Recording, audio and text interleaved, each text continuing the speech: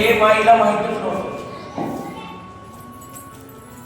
मग कधी बाप आला की संध्याकाळी विचारायचा, पोरग कुठं आहे, काय करायला, काय नाही, शाळा शिकायला, चांगला अभ्यास करायला. हळूहळू माईला हे सगळं माहित झालं. त्या पुनर्वीच्या बापांचं लक्ष नव्हतं पोरावर. बापाला एवढं जाणं माझं पोरगे शिकाले बस, त्याच्या बाजूला काहीच नाही. मग बोलले मी काय करू लागला,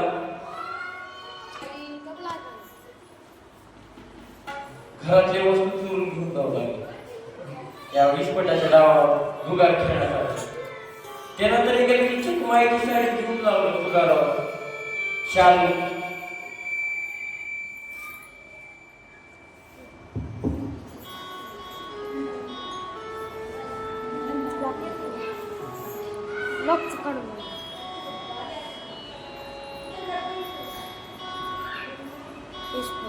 काही लावते त्यांना हरायचं जिंकायचं. हळूहळू त्यानं मंदिर बांधून करू लागलं. ब्राह्मणाचा मुलगा त्याला कळालं आता आपण जरा मार्गाने चाललोय. हे माणसाला 100% कळते. आता दारू पिणं, दारू शरीराला बरोबर नाही, चुकीची आहे हे पिणाऱ्याला सुद्धा माहिती आहे. पण त्याचं मन घे का आवडलं. आता दुर्योधन वाईट होता हे त्याला माहित होतं मी वाईट आहो, पण त्याचं एक मन होतं हेच काम करतो दुसरं करतो. त्यालाही कळत नसतं मी वाईट करायला लागलो.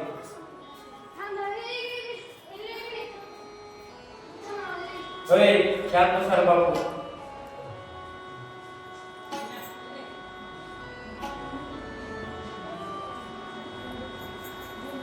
हे बोलनिकी नावाचा मुलगा संध्याकाळी दिवशी घरी आल्यावर त्याच्या आईने जरा खूप शिव्या दिली. लहान असताना लेकरू ऐकलं माईचं, लेकरू मोठं झालं माईचं ऐकलं. मग सांगायला की बापानं पोराचं भांडण होते. आता माईला बापा कोणी बोलत लागते, लेका कोणी बोलावते, बरोबर आहे की नाही.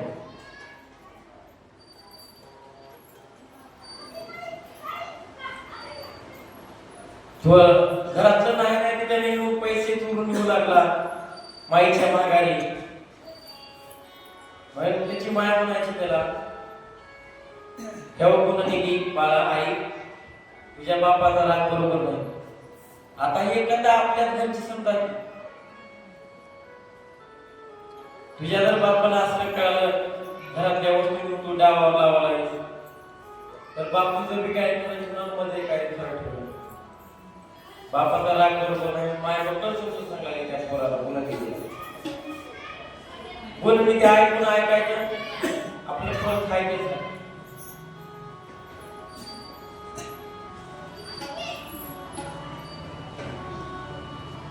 एके दिवशी त्या मुलीच्या बापाच्या कानावर आलं, काय आलं, तुमचं पोरग इस्पटे खेळाले, इस्पटे खेळाले, बाबा दारू पिऊन आले.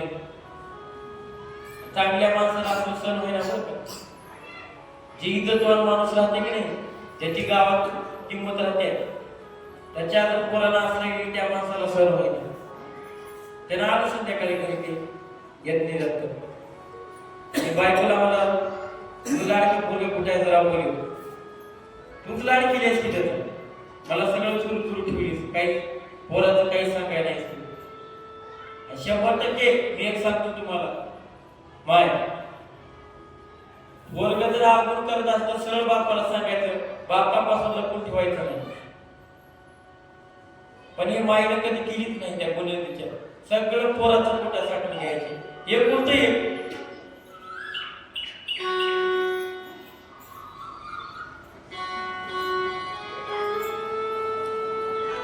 बरेच लाडक्या पोराला मला तर काय त्याला बोलायचे नाही होते ना, आकाश करीत बसलं वाटतं बोललो त्याला कोणी बाहेर म्हणलं बापा कोणी ती बोला बाबा काय झालं आणि तू फलाण्या पोरासोबत आहेस बघ आणि तू काय खेळालास खरं आहे का?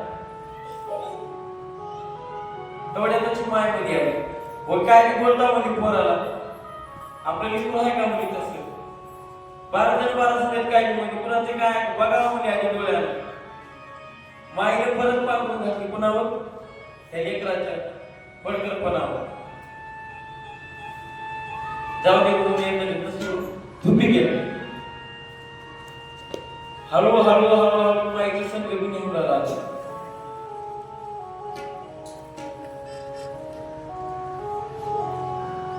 माईच्या पाटल्या निघत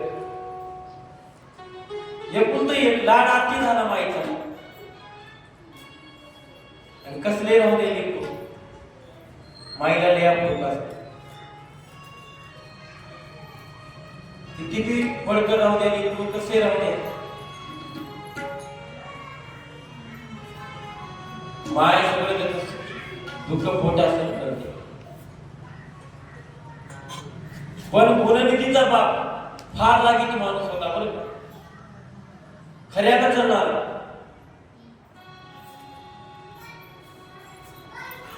एके दिवशी काय झालं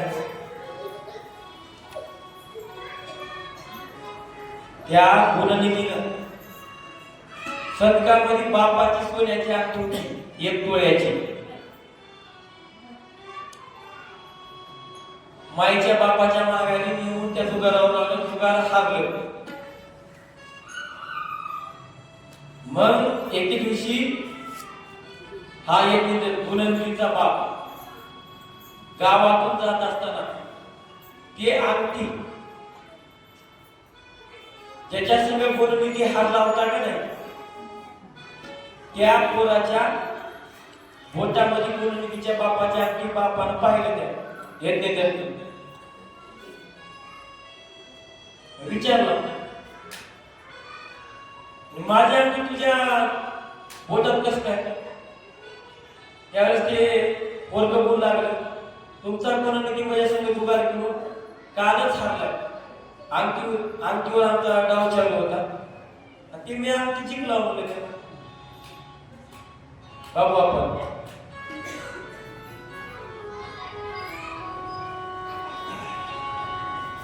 आता मला सांगा आता सोनं काय भाव ठेवायचं ते 80,000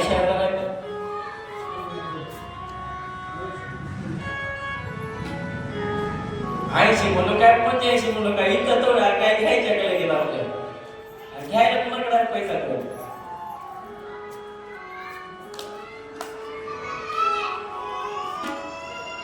राग आला बापाला आला ते संध्याकाळी जोऱ्यात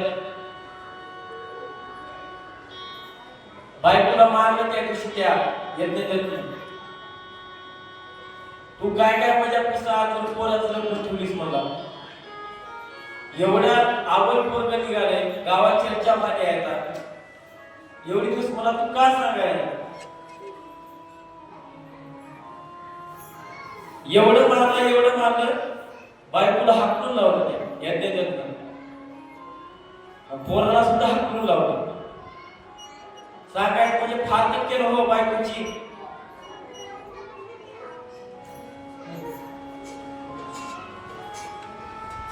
आणि दुसरं लग्न करून संसार मांडला त्या यज्ञ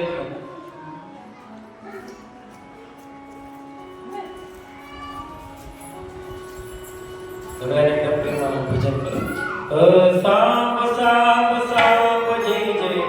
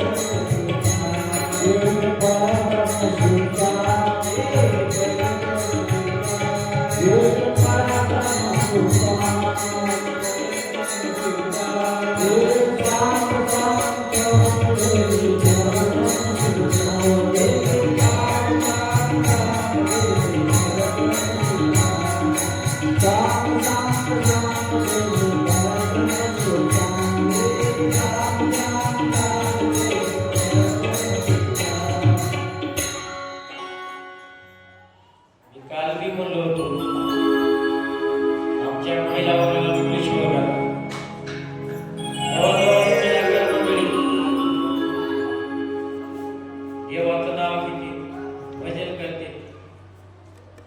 त्या किलोमीटरचे धोंडे बसणार का?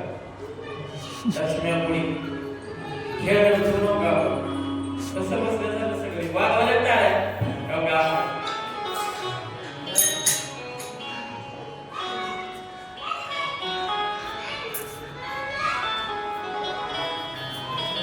या मुलाला काय म्हणा बाबा एवढीच मला चांगलं वाटायला. मी आता कॅमेऱ्यावर हे याचे येणार नाही. बोलायला जायचं नाही त्याच्याकडे रामदाव काय इथे काय मदत दिलं सांगायचं काही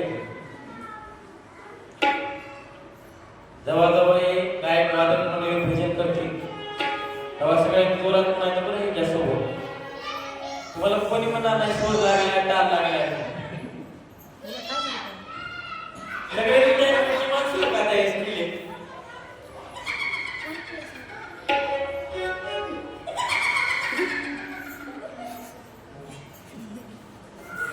तर मी तर एक सुद्धा नाही बघा इकडे अवघड आहे. आता शिवकथा काय अशा आहे काय करायला हा येईल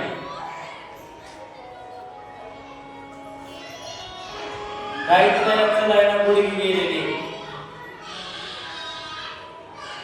आणि चांगले भरायला. आता मला सांगा आता यांची किती दिवस राहिले होते सगळे पात्र होते. गरज आहे काळाची तरुण मंडळी इकडे पाहिजे पण नाही दुर्दैव आहे.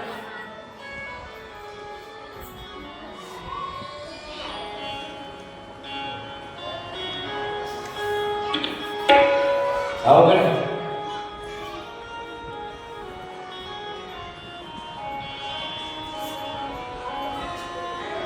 अवघड आहे असू द्या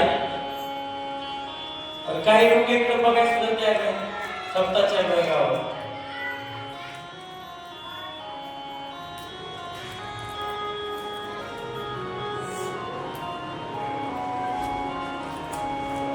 शेवटी एक जण आपलं लग्न करून घेतलं त्या ब्राह्मणाने आणि या दोन्ही माय लेकराला हात लावलं करायच्या पाहिजे.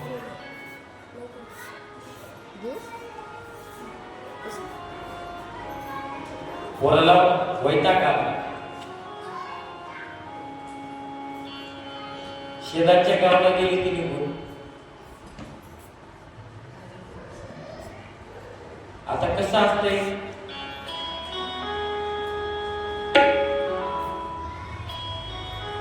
डाक्या करणारा जुगार खेळणारा माणूस त्याला प्रत्येक गाव सांभाळून राहते की नाही. फलाना समजा फलाना गावात नंबर 1 चा भारी चोर आहे हा फलाना दुसऱ्या गावात गेल्यावर त्याला लोक भिवून जातात की नाही. प्रसिद्ध माणूस झाल्यावर तसं येते त्याची ख्याती होती आपल्या त्या गुणनिधीची. गुणनिधीला वाईट वाटू लागलं. आपल्या बापाने घराच्या बाहेर काढलं. आपल्या माईला पण घराच्या बाहेर काढला.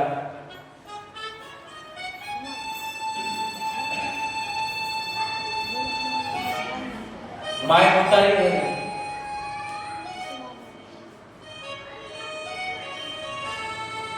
असंच एका गावात गुणनिधी गेला. गुणनिधीला फार भूक लागली होती. खायला मिळून गेले काय ते सगळे गेले. ती माय गेली बाप गेला सगळं विषय संपला त्याचा. हे आधी कळलं माणसाला सगळं गेल्यावर समजतं.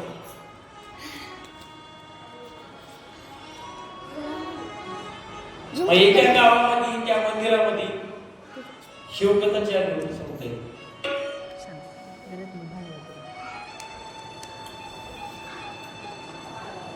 असं बसलं कोण त्याला निर्माले मागे बसलं बसलं. आता तुला काय ऐकू ना गेलं तिथं लय लांब बसले जाऊन तिकडे पुढे यावं लागतं तुमच्यासारखे म्हाताऱ्या बाहेर.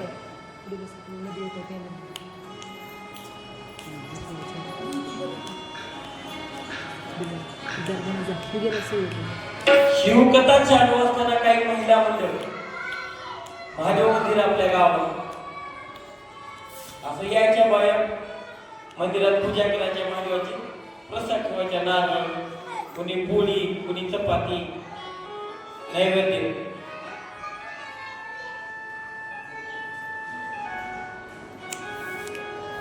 ते पुनर्निधीने बघितलं, कारण 2 दिवसा उपास होता तो.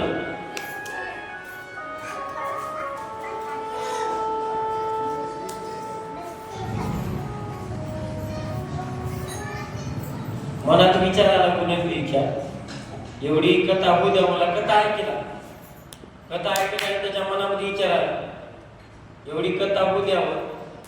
दिवस मावळते, अंधार पडते, त्याच्यावरल्या पोळ्या, चपात्या, नारळ खाऊन आपली उपजीविका भागवान यात मंदिरात राहावं असं त्यानं ठरलं पक्क. पण त्या गावात माहिती होतं पुनर्निधीचा स्वभाव कसा आहे.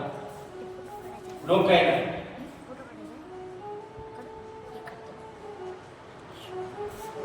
शिवकथा झाली, शिवकथा श्रवण केला, त्याच्या आयुष्यामध्ये कधी पुण्यकर्म घडलं नाही. पुनर्निधीला जातीनं ब्राह्मण होता, पण संगत चुकीच्या लोकांसमोर राहू लागला. त्यामुळे आयुष्यातून उठून गेला. सांगायचं तात्पर्य, त्याला पश्चाताप होऊ लागला. आपण जर पहिलं चांगलं राहिलो असतो, आपल्याला अशी येळ आली. शिवकथा झाली, जिकडे तिकडे लोक गेले, संध्याकाळ पडली. काय होतं त्या मंदिरामध्ये? उजेडच नव्हता. तसं आपला प्रश्न की नाही मंदिरात, त्या मंदिरात बलत नव्हता. एक दिवा होता, ती दिवा इथला होता.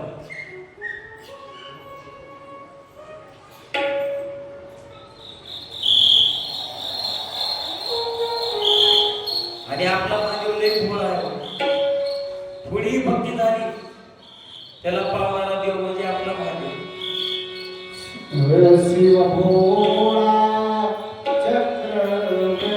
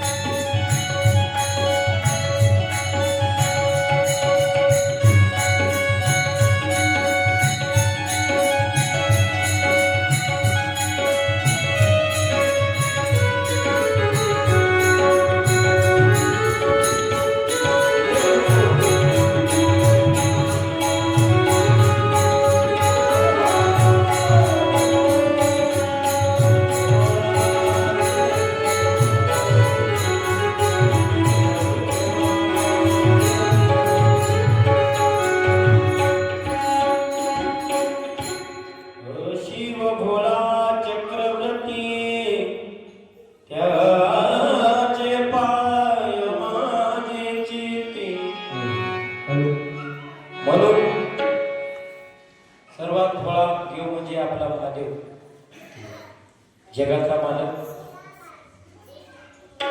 थोडी जरी भक्ती झाली पावणारा देव म्हणजे महादेव, म्हणून तर भोळा म्हणलाय देव.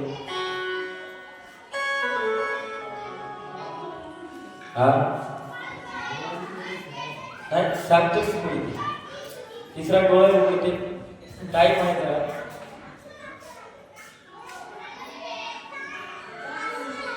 नक्की उघडणार आहे म्हणजे ह्या ठेवत आलं.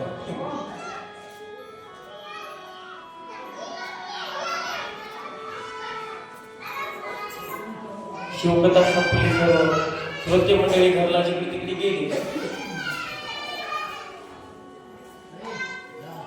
लेकरं लेकर टाकायला राहू द्या, ते ऐकलं लेकरं हे लेकरं त्याला काय माहिती शिवकथा काय तर ते खेळायचं नाही, त्याला जन्मात लेकर आहे तर खेळायचं.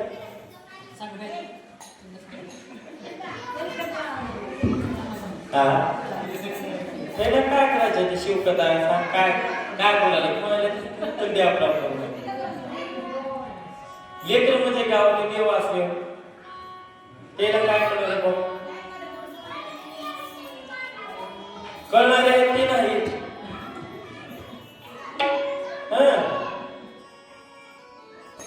कळणारे कुणी करतील काय बेपत्ता आहे त्याला जाऊ दे असले तरी साजरा करायला.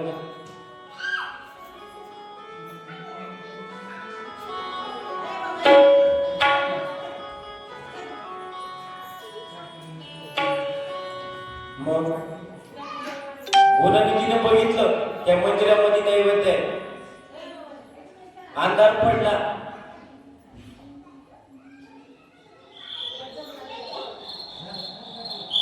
आणि अशी बरी घंटी ती बरी सर्व त्याला हळू शिरला, हळू शिरला त्याला नैवेद्य दिसला गेलं.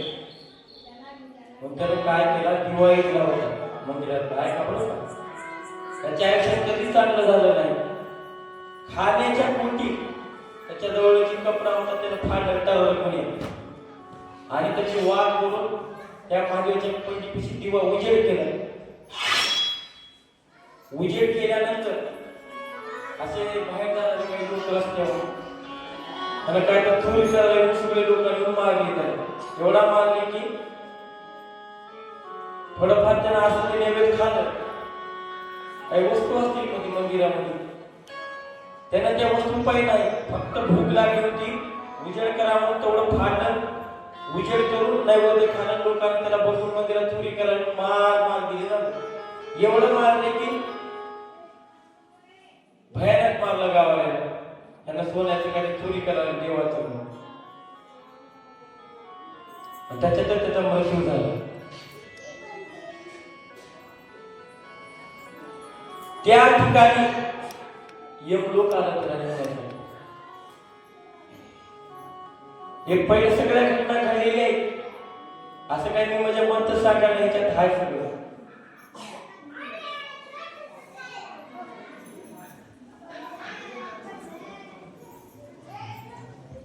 जसं त्याचं ते यम लोक त्याला घेऊन जाण्यासाठी आले, त्याच टाइमला शिवगण आले म्हणजे महादेवाचे लोक त्याला घेऊन जाण्यासाठी. यम लोक म्हणले, यम लोक परेशान, हे आमची वस्तू आहे आम्हाला नेऊ द्या. त्याच्या आयुष्यात त्यानं कधी चांगलं वागलं नाही, स्वतःच्या मायबापाला कधी त्यानं बघितलं नाही, त्याच्या हातून दान धर्म तर सोडा नीट वागला नाही. ह्याला 100% नरकात घेऊन जातो आपण म्हणले. त्यावेळेस देवादेव महादेव त्या ठिकाणी प्रगट झाले आणि महादेव बोलू लागले, माझ्या देवळात माझ्या मंदिरात अंधार होता आणि ह्यानं माझ्यावर उजेड केले. तेव्हा बघा महादेवाची भक्ती. माझा प्रिय भक्त असेल म्हणले, कोणी आलं नाही दिवा लावायला, पण ह्यानं माझ्यासाठी उजेड केलं मंदिरात. त्याची भावना वेगळी, देवाला माहिती आहे का त्याची भावना. ह्याच्या आयुष्यात त्याने किती पाप कर्म करू द्या, पण मरताना ह्यानं माझ्यासाठी उजेड केलं, माझ्यावर उजेड केला जगाच्या मालकावर, म्हणून ह्याला स्वर्गाची प्राप्ती होईल. आणि त्याला स्वर्गात घेऊन गेलो. एवढं या शिवकथेचा महिमा थोर.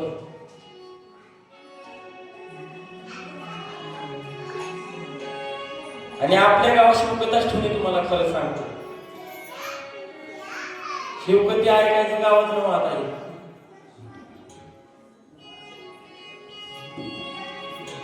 उत्साह पाहिजे हो माणसामध्ये, प्रत्येक गोष्टीचा उत्साह नाहीच आपल्या राहिला नाही उत्साह.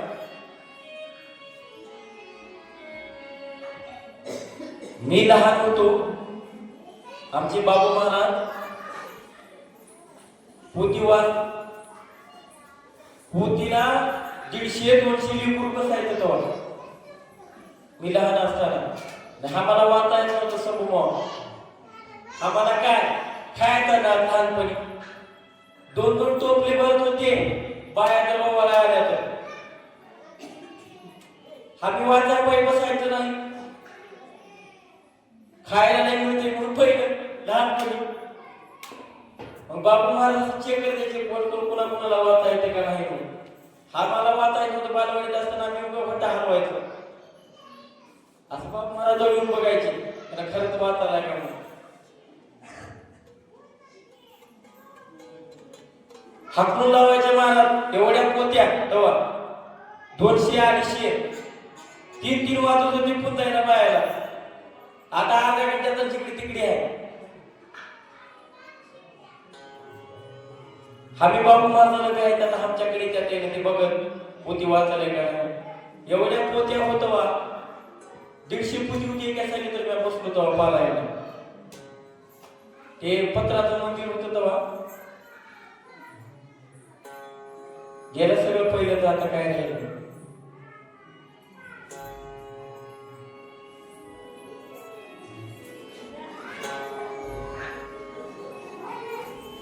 शेवटी त्या गुणनिधीला स्वर्गाची प्राप्ती झाली. म्हणून एकदा सगळ्यांनी भजन करत. शंकर हराजे शिव शंकर हराजे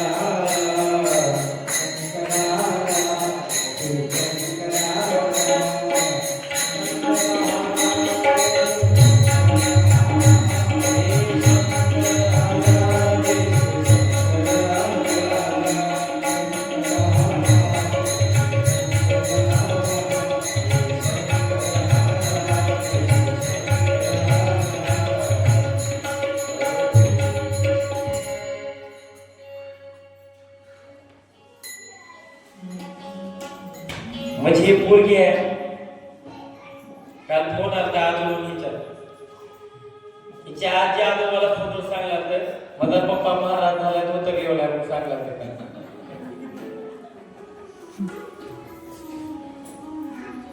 तर मला गावात होतं का त्याला बघायचं नाही. असे तर प्लेस लिहिलेले बघते गावात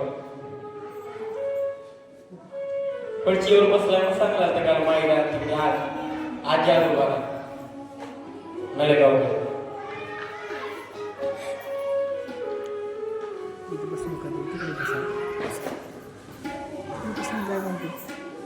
आयुष्यात तुम्ही किती पाप कर्म करा, जर तुमच्या मृत्यू समय अंत्य समय ही जर शिवकथा श्रवण केलो तर तुमचा पाप कर्म केलेलं नाही ताकद या कथेमध्ये.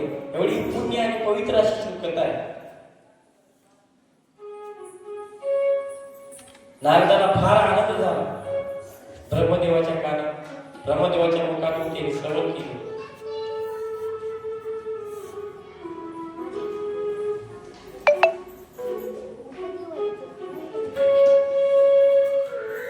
एके दिवशी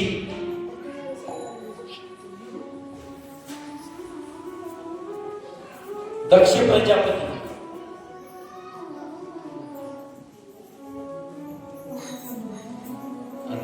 पुढे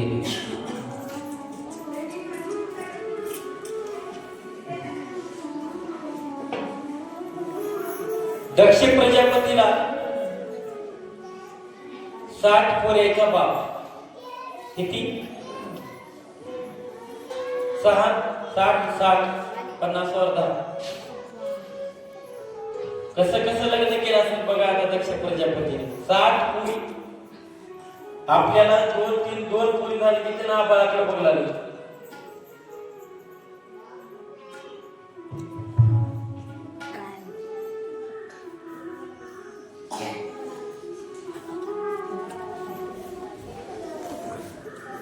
एकोणसाठ कन्या. 60वी जी जन्मली ती सती होती, तिचं नाव. आणि सती आपल्या कुटी यावं म्हणून त्या दक्ष प्रजापतीने तपश्चर्येला बसला.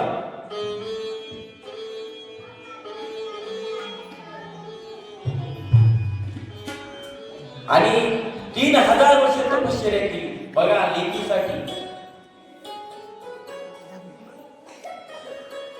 लेकीसाठी तपश्चर्या केली या दक्ष प्रजापतीने.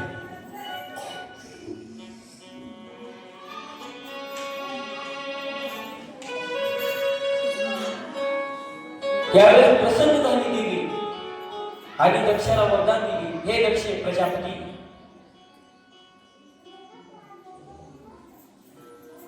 मी तुमच्या घरी जरूर जन्म घेईन.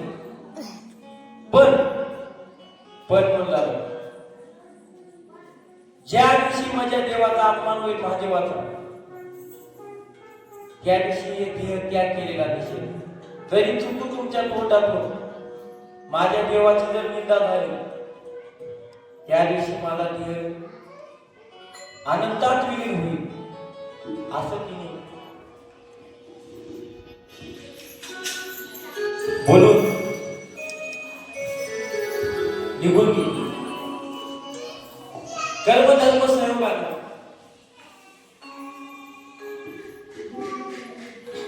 दक्षाच्या बायकोचं नाव प्रसूती.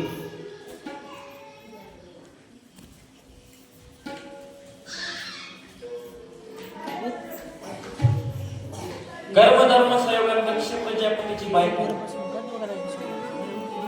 ही गरोदर आहे आणि तिला 9 महिने 9 दिवस पूर्ण झाल्यानंतर सुंदर अशी कन्या जन्माला आली आणि तिचं नाव नामकरण सोहळ्याला सती म्हणून नाव ठेवलं. सती ही 60वी. सती जन्मली 60वी. त्याच्यातल्या 10 कन्या दक्ष प्रजापतीनं धर्माला दिल्या.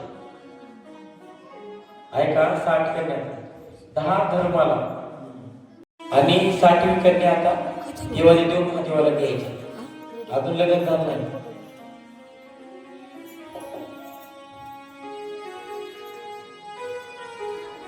हळूहळू सती पण मोठी होऊ लागली आणि दक्ष प्रजापती म्हणजे त्या काळातला देवलोकाचा राजा. सांगायचं जसं आपल्या देशाचे पंतप्रधान नरेंद्र मोदी साहेब आहेत ना, तशा प्रकारे तसलं खातं या दक्षाकडे होतं. म्हणजे त्याच्याशिवाय कारभार हालत नव्हता ब्रह्मांडाचा, या दक्षाशिवाय. दक्ष करेल ती पर्व का.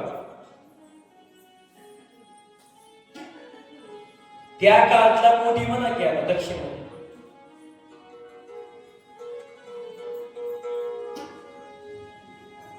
साठ पोऱ्याचा बाप.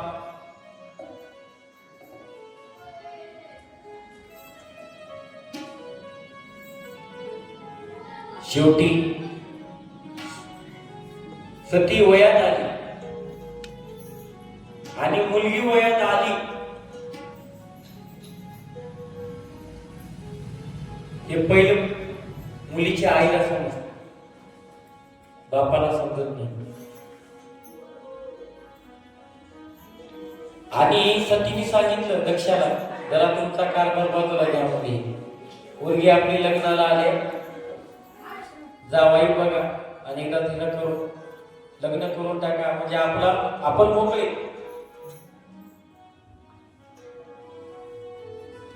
आणि सतीचा जन्मच हा महादेवासाठी झालेला होता. सुंदर प्रकारे देवादेव महादेवासोबत लग्नाचा तिथी तय झाला आणि सती आणि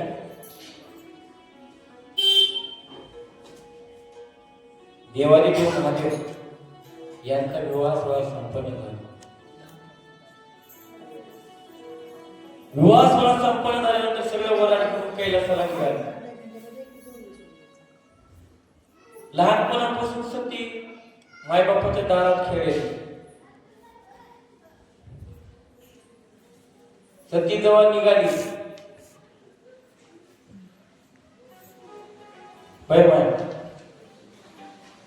जेव्हा मुलगी लग्न होऊन नवऱ्याच्या घरला चालली, बाहेर रडतात की नाही नवरी सोबत गरीब सगळं महिला मुलं रड लागलं.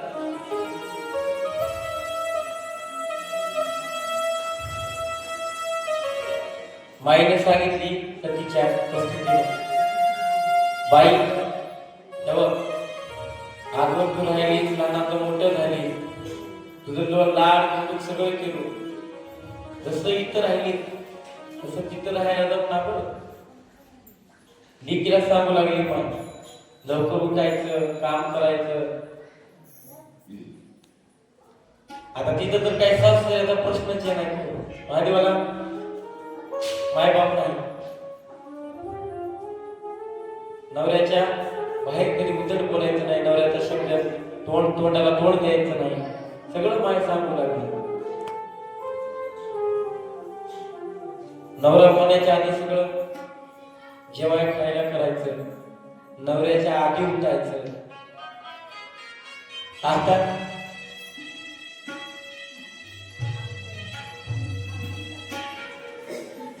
नवरा 6ला उठला की बायको 8ला उठायची.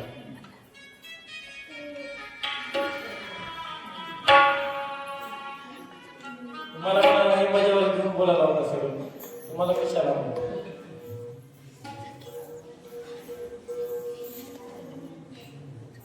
अजून सतीच्या माईने सांगितले, नवऱ्याला कधी उरपट्या बोलायचं,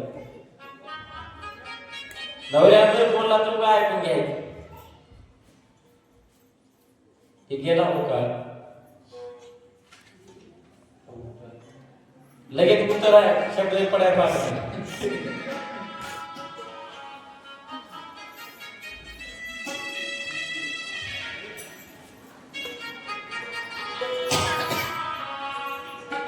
सगळ्या बाया रडू लागल्या, सती पण सगळ्याच्या गळ्याला पडून रडू लागली, कारण लहानपणापासून सगळ्या बायामध्ये वावरली. महादेव बघायला कळतो, महादेवाला अनुभवच नाही ना कोणता. शेवटी वराड निघाला कैलासाला.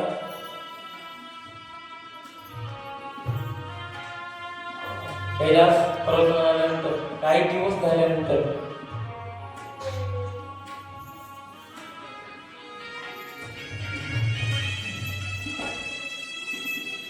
जसं माईने सांगितली सतीच्या, तसंच सती पण राहू लागली. सुखासम आनंदात संसार सुरू झाला जगाच्या मालकाचा, हरिवाचा.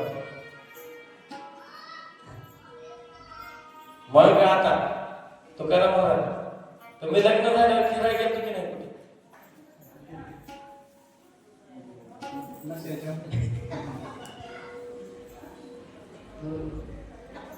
आता आपण नवीन लग्न झालं की देवधर्म करता, बरोबर मग त्या देवाला जाऊन दर्शन करून यायच्या, त्या देवाला जायच्या, बरोबर आपलं तुम्हाला अनुभव पाहिजे.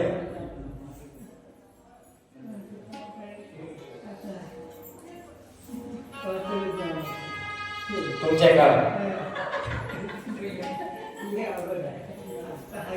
तुमचा काळ गेला होता. आता फोन केल्यापासून गाडी जायला मग विसू मामा पिकनिक म्हणतात त्याला. आणि महादेवाचं वाहन फोर व्हीलर नंदी त्याला काही तेल टाकायची गरज नाही, पेट्रोल नाही, डिझेल नाही, घंट्यावर सोडलं की मोकळं. बघा देवाचा संसार जगाच्या मालकाला काय होतो महादेवाच्या काळात. सतीनं महादेवाला प्रश्न केला की आपण कुठं देवदर्शनाला जाऊ आणि जावं माणसाला.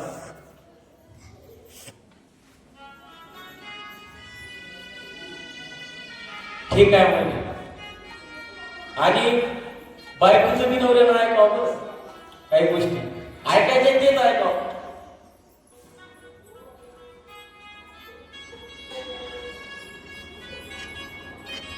पहिलं होता का आता सगळं ऐकलं माहित करा.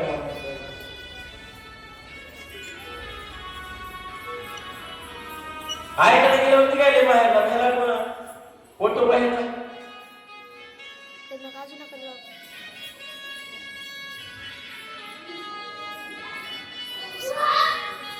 ठीक आहे म्हणजे महादेवाला ऐकावंच लागते महादेवाला.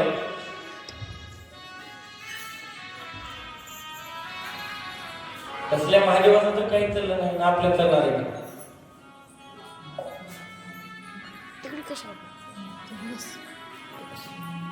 ठीक आहे म्हणजे महादेव तू म्हणालीस ना आपण जाऊ दर्शनाला जाऊ पिकनिकला जाऊ. निघाले नंदीवर बसून फोर व्हीलर वाहन महादेवाचं नंदी.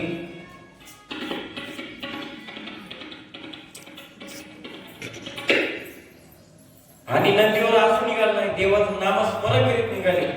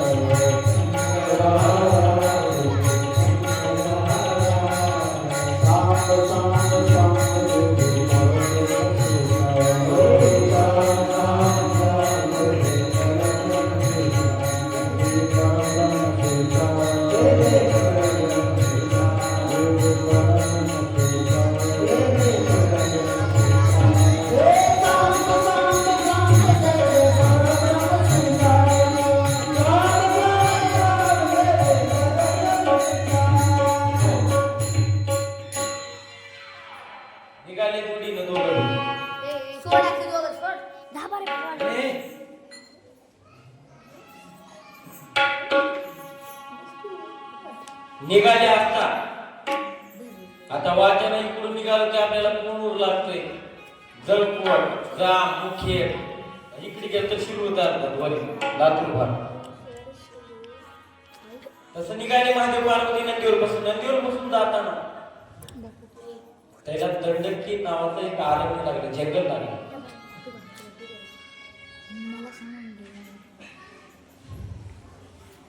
मग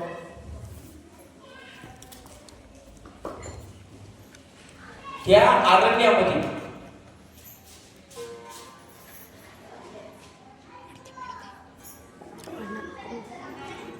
दोन महापुरुष होते. बिचारे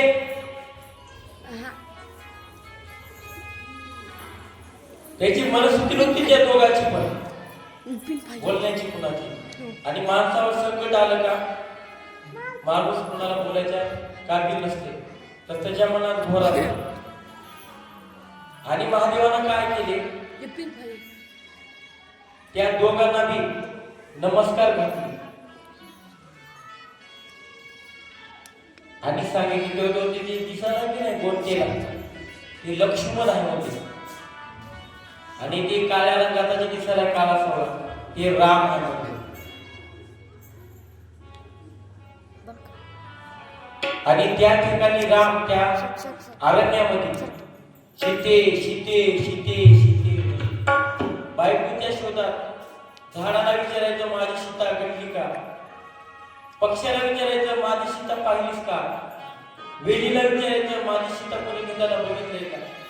त्याला बायको केलेला दुःख त्या रामाला, आणि देवादेव महादेवाने त्याला गुरु नमस्कार घातला. परंतु रामाने त्याला हा हा म्हणल्यासारखं फुलं घेतली.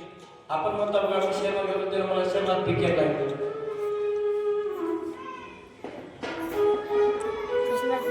राम रडत होते माझी सीता त्या जंगलात.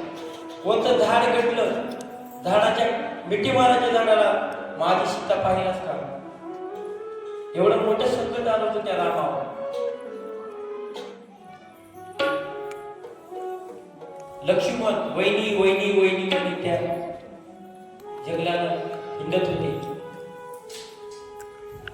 पार्वतीला माहित नव्हतं.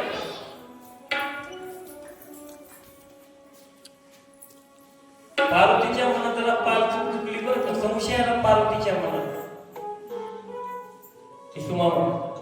तिला संशय काय आला, माझा मालक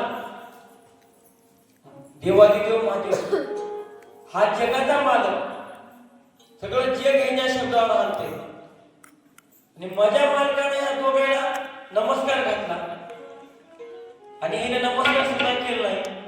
एवढे महापुरुष आहेत तर कोण.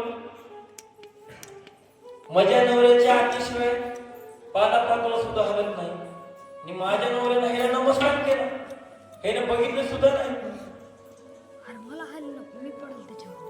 जरा नवऱ्याला तर घुसखोर लागली बाई पार्वती आपलं हे सती महादेवाला. प्रार्थना बोला देवी काय म्हणताय बोला. हे दोघं कोण आहे. त्यावेळेस देवादिदेव महादेव आपल्या बायकोला सतीला सांगू लागले, ऐक सते, ते जे गोऱ्या रंगाचा जे आहे ते लक्ष्मण आहे, आणि तो जे काळा रंगाचा आहे तो राम आहे.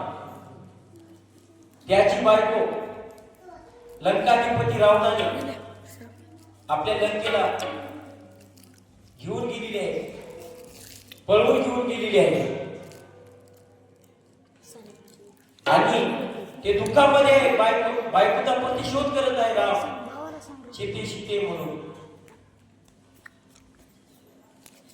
आणि ते माझे सर्वात आवडती प्रिय भक्त आहे राम आणि लक्ष्मण. ठीक आहे ठीक आहे.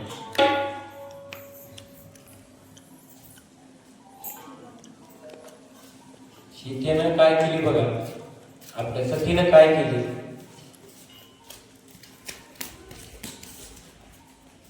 मदानाला एवढा मोठेपणा सांगायला मिळाले, महान भक्त आहे, त्याच्यात लय अहंकार दिसला रामामध्ये. मजानं नवऱ्यानं आपल्याला सांगायचं म्हणजे शरणात केलं, आणि शरणात सुद्धा केलं नाही, आणि एवढा मोठा अहंकार.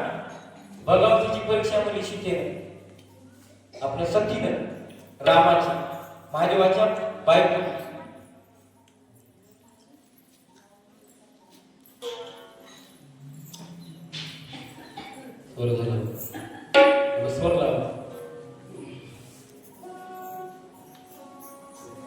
थांबा म्हणजे तुमच्या भक्ताची मी जर परीक्षा घेतो.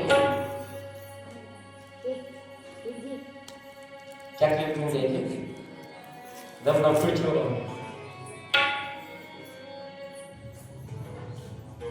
बघू तुम्हाला तुमचा राम किती भक्त आहे, तुम्ही लई मानता की नाही रामाला. बघू त्याची परीक्षा घेतो म्हणली सतीने. आणि काय म्हणली, तुमचा बहुत राम पास होते का म्हणली या परीक्षेत. तिच्या मनात संशय आला, माझ्या नवऱ्यानं नमस्कार घातला, एवढे महान आहे, बघू त्याची परीक्षा म्हणली. आणि ज्या जंगलामध्ये राम सीता सीता सीता म्हणून शोध घेत होता, त्या जंगलामध्ये महादेवाची बायको सती सीतेचं रूप घेऊन गेली. महादेवाची जी बायको होती सती परीक्षा घेण्यासाठी तिने स्वतः सीता झाली. राम भूक लागले, पाण्याला विचारायचे, वृक्षाला विचारायचे, पक्षाला विचारायचे, जो कोणी पुढील त्याला म्हणायचे माझी सीता पाहिली. दुःखात होती राम. शेवटी सुद्धी ही महादेवाची बायको तिनं आपलं रूप बदललं आणि सीता झाली आणि त्या जंगलात आली आणि ती आली ती आणि डायरेक्ट रामाच्या पुढे आली. रामानं पाहिलं,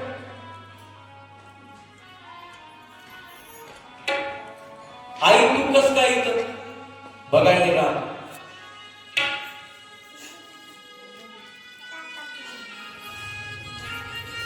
पार्वतीने असं तिला प्रश्न पडला, मी तर सीता झालो त्याची बायको. परत रामाला प्रश्न केला, तू काय ते तुळजापूरची आई झाली म्हणून.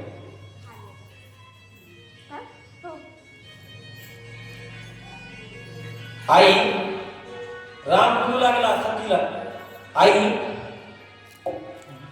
तुला ही रूप घ्यायची गरज का पडली? तू तर महादेवाची अर्धांगिनी आमची आई आहेस आणि तू माझ्या बायकोचं रूप कसं काय घेऊन आली?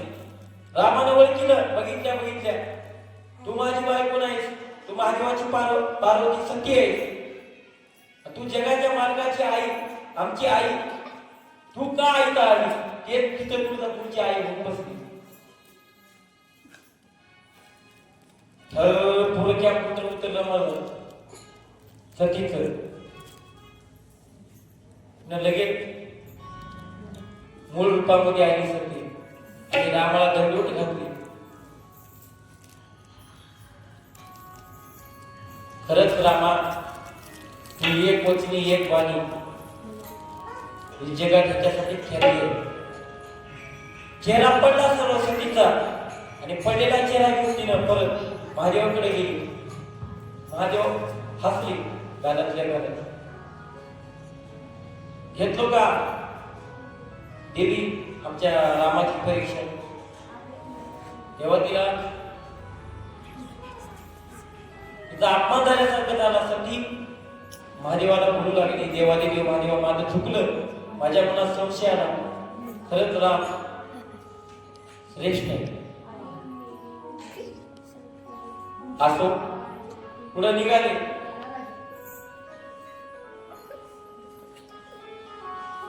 एके दिवशी आता सतीचा बाप कोण?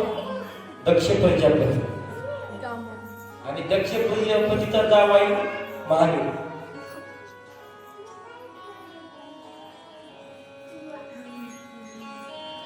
प्रयागराज या ठिकाणी दक्ष प्रजापतीने एक सभा बोलवली देवलोकाची. आता कसं असते बघा, कारभार करणारा असला देवलोकाची मीटिंग घ्यावंच लागते. कारण दक्ष प्रजापती त्या काळातला नरेंद्र मोदी होता. प्रत्येकाचं खातं वाटायचं काम त्याच्याकडे होतं.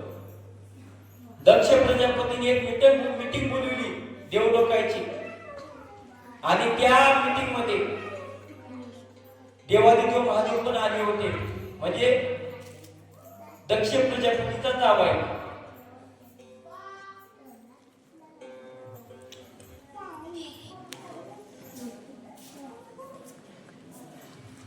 या मीटिंग ठरली. मीटिंग मध्ये आले सर्व महादेव बी आले.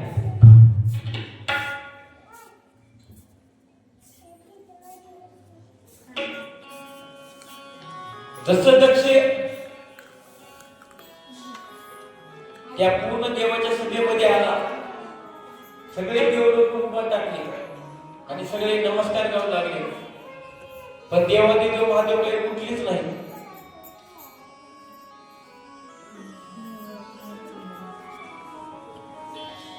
देवादिदेव महादेव कशाला उठलो? जगाचे मालक आहे.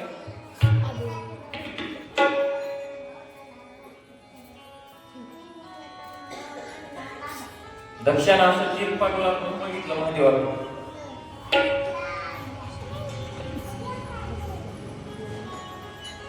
तर नाही कसलं बोलायला किंवा दक्ष महादेवाला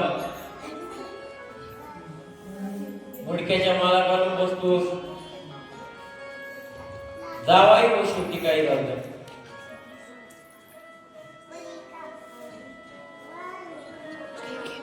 तुला काही गणपत नाही का आणि पुरी मी माझ्या पुरीला घेऊन फसलो. आता नाही ते बोलाले त्या महादेवाला. एवढं बोलालं की त्याच्याजवळ नंदी होता. नंदीचं दक्षाचं भांडण लागलं. त्यावेळेस देवादिदेव महादेवाने नंदीचा राग शांत केला. जाऊ दे म्हणजे कोणतरी एक जण बोलते दोघं एक घ्या तेवढं. दुसरा तर समोर दोऱ्यात बोलू लागला. समोरचा तर माघारी कधी माघार घ्यायची. बोल मग शाळा मुंग बसायचं. थोडा पाणी आणि साखर ठेवायचं बस. तेच प्रकार नंदीने केला. तुकाराम महाराज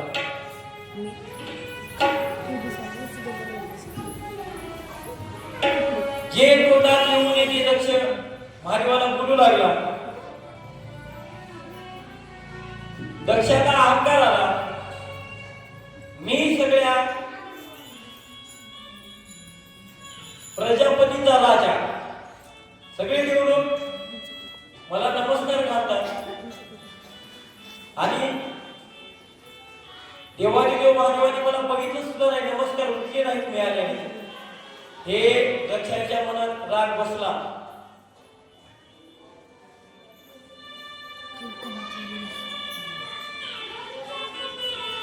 आणि आज हा प्रकार चालू आहे.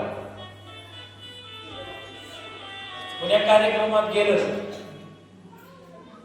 फल्याने मला भाव द्यायला नाही बघा. आता आपलं बी बघा की फलानाच्या लग्नात चिठ्ठी दिली तर त्याला चिठ्ठी द्या बघा मला.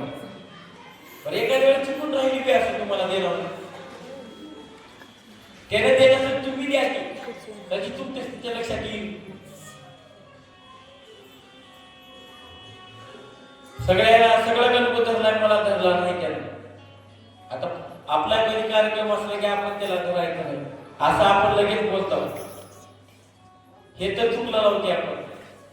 त्यानं धरणं आपण धरावं.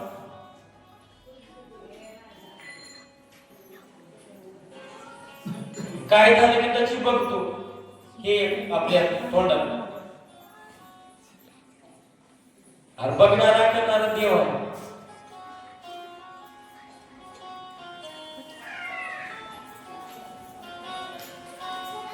आता आधीच्या तिथं बोलू लागलं भांडण लागलं. महादेवानं शब्द सुद्धा बोलले नाही. शेवटी काय झालं सासरा होता. बोलू जा म्हणजे महादेव. फक्त लक्षाला राग आला. मी सगळेच आलो तेव्हा सगळे जेवढं म्हणे मला नमस्कार घातला उठले. पण महादेव उठला नाही की माझ्याकडे बघायला नाही. मी तर सगळ्या प्रजापतीचा राजा. सगळे सूत्र माझ्या हातात. मी पोरगी गेलो फसलो नाही कसलं बोलायला. शेवटी महादेवाने शांतपणाने नम्रतेने तेवढं बोलले. महादेव उत्तर म्हणून दिले नाही. लीन राहील.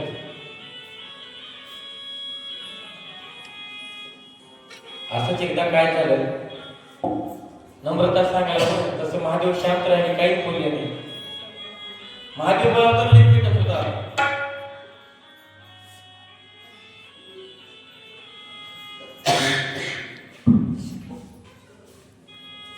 समुद्राने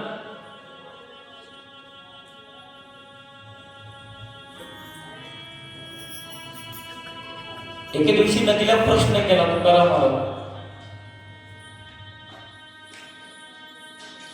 हे नदी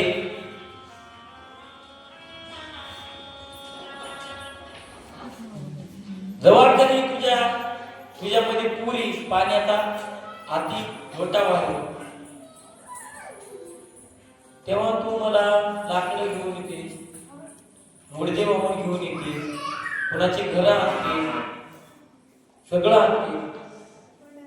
तू लवाळी का आणत नाही?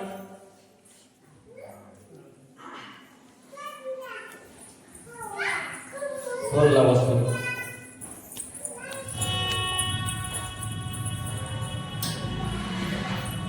त्यावेळेस नदी बोलू लागली, खरा समुद्रात तुझं म्हणली उल्ल्या बाजला मी लवळीला आणून बघतो म्हणजे याचा पोट महाभयंकर पूर आणतो. लवाळी बघितलं का पाण्याची नदी जर पूर आला आखी करंजी वाहून येईल तिने. एवढी ताकद नदीमध्ये आहे, पण त्या लवाळीला तिने कधीच येऊ शकत नाही. कारण जसा पूर आला हे लवाळी समजा पूर आला की लवाळी खाली वाक्य नम्रता. पूर गेला परत खडी होती लवाळी पाण्यात. नदीनं समुद्राला प्रश्न केला, जवाबी आला म्हणते तेव्हा त्यानं नम्रता खाली वाकला. लोक नम्रता नाही, लोक नम्री होऊन गेले. नम्रता काही आली नाही लोकांच्या अंगात. अंगामध्ये नम्रता नव्हती म्हणून रामाची लंका गेली. तेवढं तर आपल्याकडे काय की नाही. अहंकार, त्याला फक्त कारण अहंकार आहे. अहंकार म्हणून माणसाजवळ आधी अहंकार काहीच कामात नाही.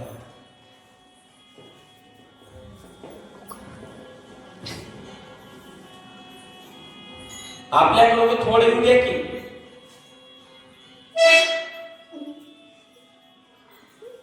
माणूस बोलायला त्याला टाइम नाही आपल्याकडे.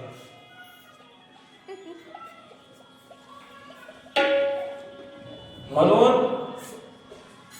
आती केलो 100% माती तेवढे ध्यान ठेवून चला.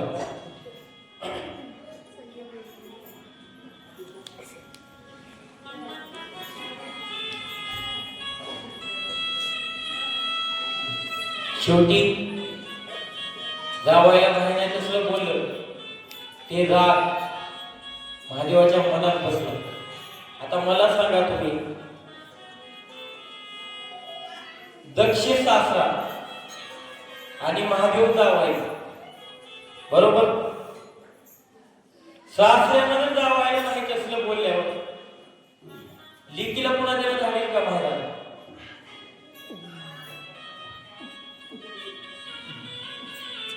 पैता सासरा आहे का?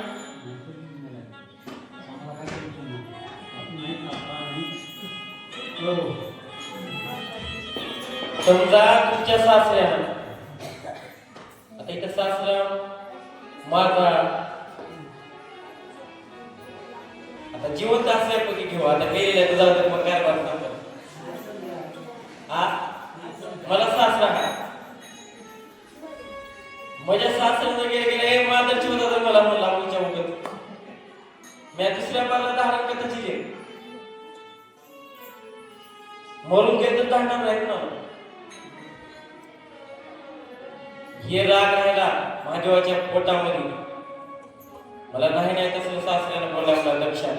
माझी चूक नाही काय नाही, फक्त मी उठलो नाही आणि मी उठणार बी नाही. मी जगाचा मालक. पुढे त्याची उत्पत्ती माझ्या हातात आली आहे. हे विश्वच मी निर्माण केलं.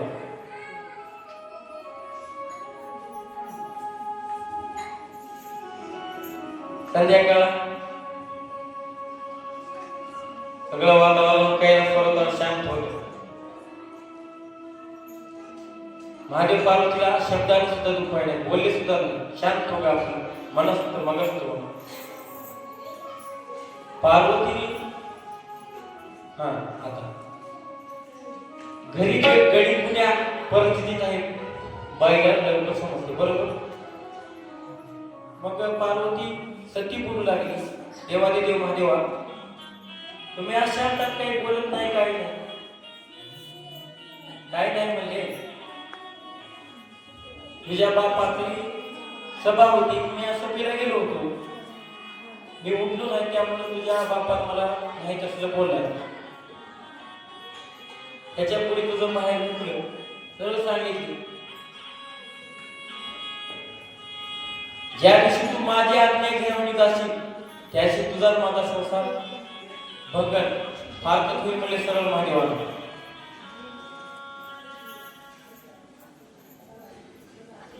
शेवटी पार्वतीला राग आला. हा 100% राग येते. मी तुम्हाला काल मी बोलून गेला होतो.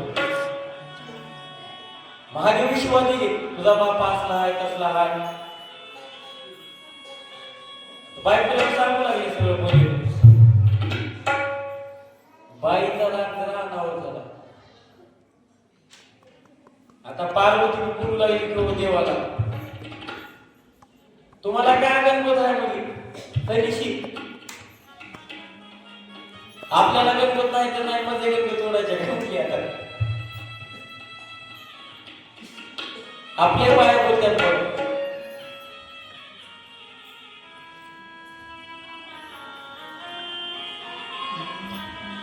तिथं कोण आहे मुली माझ्या मायबापाशिवाय खरं आहे.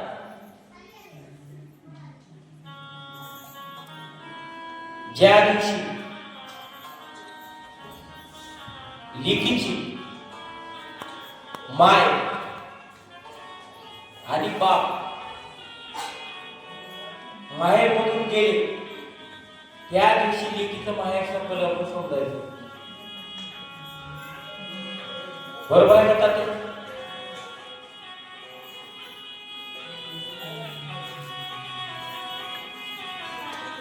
आणि त्यातल्या त्यात लेकीचं आणि माईचं तर नातं लय आठवत आहे. उद्या याचा विषय येणार आहे उद्याच्या कथेत या सांगत नाही माईचं लेकीचं प्रेम.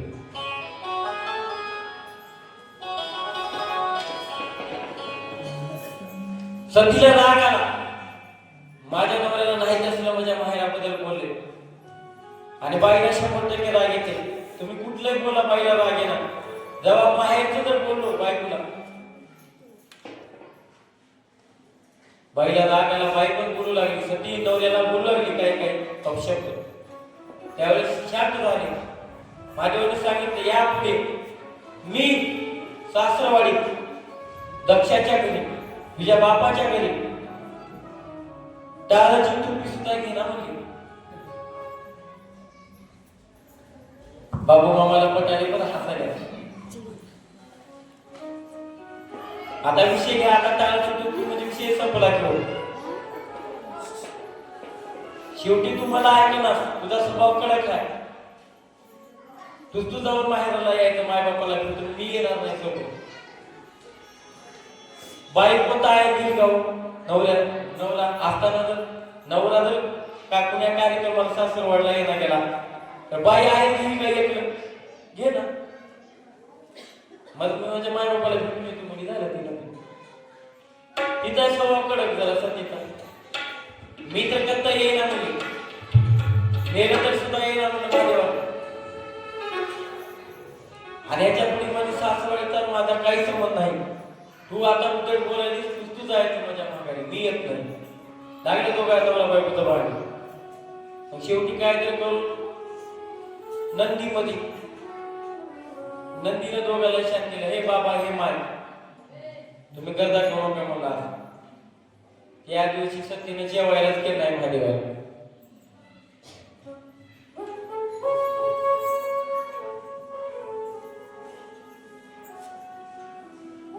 मग एके दिवशी फोन बंद सगळं बंद केलं महादेवाने सतीचा.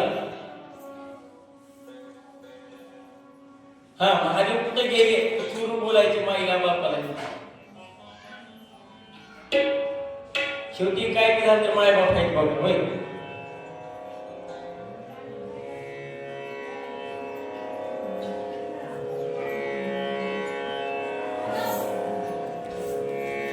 मग या दक्ष प्रजापतीने एका मोठ्या यज्ञाचा प्रारंभ आपल्या घरी ठेवला. सगळ्या निवडणुकीला निमंत्रण दिलं दक्षानं पण महादेवाला निमंत्रण दिलं नाही.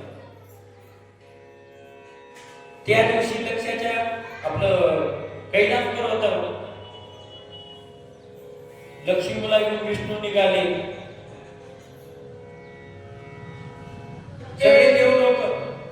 त्या यज्ञाला बोलवलं दक्षाला. मोठा यज्ञ.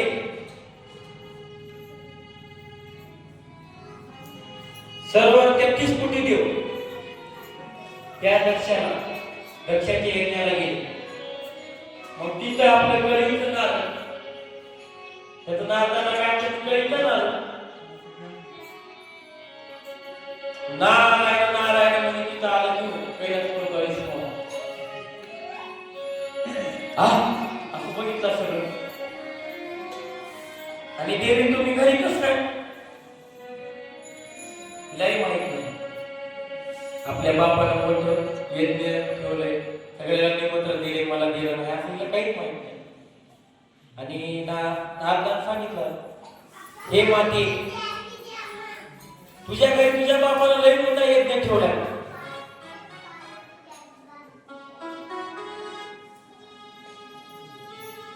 तुला आवडत गेलं नाही का? तर तिने म्हणली, माझी हे करता जरा भांडण झाले, मला बी आता ह्याच्या आत नाही घेऊन जावं लागतं. म्हणजे मला ह्याच्या आतीच्या बाहेर जात नाही. मग नारदानात भूल पाठवला. कुणाला? सखीला. काय वाले म्हणले, चुकून राहिली असं तुला चिठ्ठी द्यायची, शेवटी तुझं बाहेर आहे बोलली.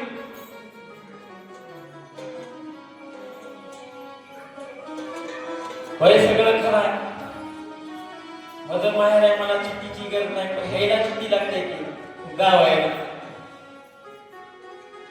लिखीला काय. माझ्या नवऱ्याचं वेगळी सुरू स्वभाव आहे, मान लागते, ह्याला कसं बोलावं. बर मी बोलतो म्हणा. देशकदाबाई म्हणला सतीला, तुझ्या बापाच्या घरी एवढा मोठी यज्ञ आहे, तुला एखादी चुकून राहिला असेल, सगळ्या देवलोकाला आवताना तुला कसं आवता येईना, कोणतर चिठ्ठी कुणाजवळ दिला असेल, तुला ते नसेल ते देणाऱ्या पटून नारदानं सांगितलं. सतीला गोष्टी पटल्या नारदाच्या. मग नारद महादेवाकडे गेला.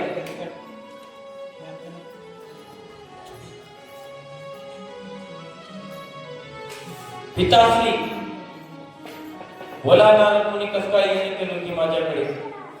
माझे बोलू लागले, काय नाही बोले, तुमच्या सासऱ्याच्या घरी लय मोठा येत नाही, तुम्हाला आवडून आला नाही.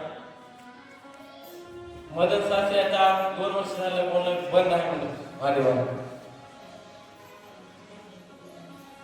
पण सासूला तर सांगितले असं, त्याचा माझा काही संबंध आहे मला महादेवाला. मी तर मिळावर तैने मिळावर मी आता तेव्हा काय हो मला नाही तुम्ही भांडण झालं आपलं एक कट्टर भांडण होते. आपण बी म्हणतो ज्या दिवशी त्यानं बरं तेव्हा त्यानं माझ्या दारात येईल, मी बरं तेव्हा त्यानं माझ्या दारात येईल. तेव्हा काय भांडण तसंच बोलली माझी होत्या नारदाला. मी बी माझ्या बायकोला जाऊ देत नाही, म्हणजे चिठ्ठीच नाही, काय जाऊ देऊ बोलली तिथं.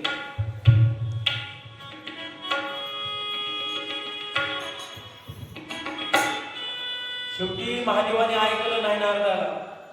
नारद गेले तसं निघून गेले. सगळे देव लोक तिथून त्या कैलास पर्वतावर जाऊ लागले. विष्णू सगळे देव.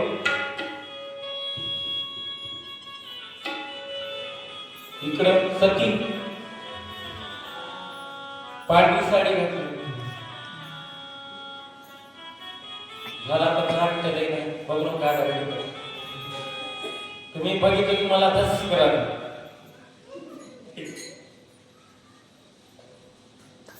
झाला तर लय वेळा तिला कुठं किनारा होती.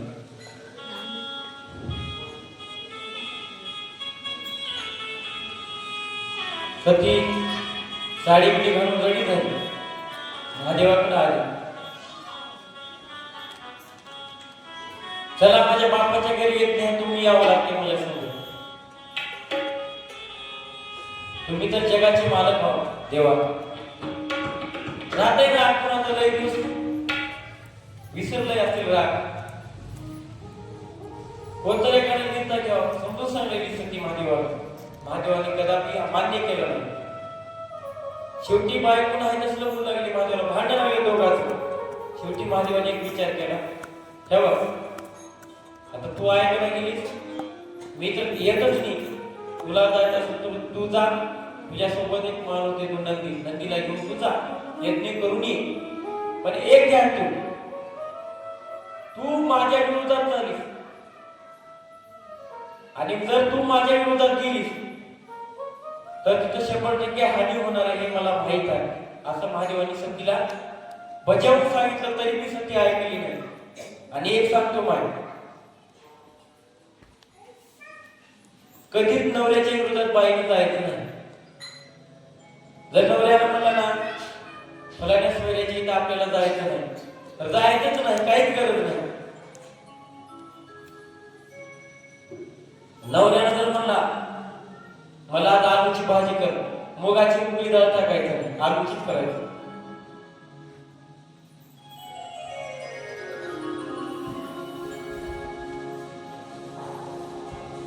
शेवटी पार्वती महादेवाचं ऐकलंय. महादेवानं सांगितलं होतं ज्या दिवशी तू माझ्या शब्दाचा अवमान करशील त्या दिवशी संसार नाही कर सांगितलं.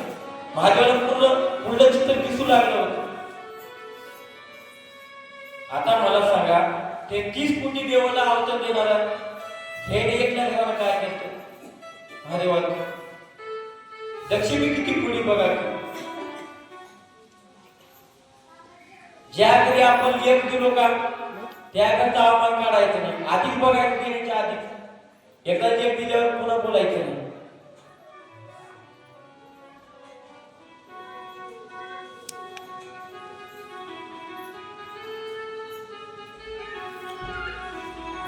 शेवटी पार्वती ऐकना गेल्यावर ठीक आहे म्हणले जा. नंदीला पण बोलवलं हे नंदी तू तुझ्या आईसोबत जा सुरक्षित आईला घेऊन ये. मग आता दुसरी गोष्ट इसमो आता आई मोठा कार्यक्रम आहे बापाच्या घरी. आका हसलावे आमच्या आकाला पटलं